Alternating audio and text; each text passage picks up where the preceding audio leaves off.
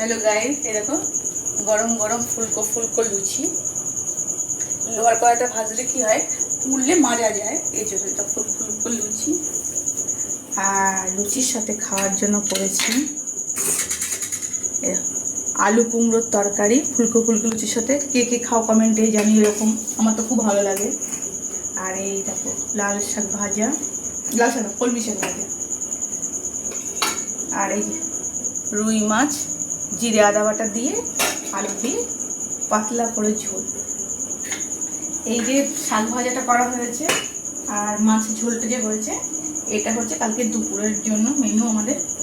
আর রাত্রের মেনু হচ্ছে ফুলকো লুচি আর কুমড়ো আলুর তরকারি আর ভেতরে মিষ্টি বানিয়েছিলাম ওই কী বলে এটা লট চমচম টাইপের বানিয়েছিলাম এই হচ্ছে রাত্রের খাবার তোমরা এরকম লুচি দিয়ে কুমড়ো তরকারি খেতে কে কে ভালো কমেন্টেও জানিও বাই বন্ধুরা সাবস্ক্রাইবার করো।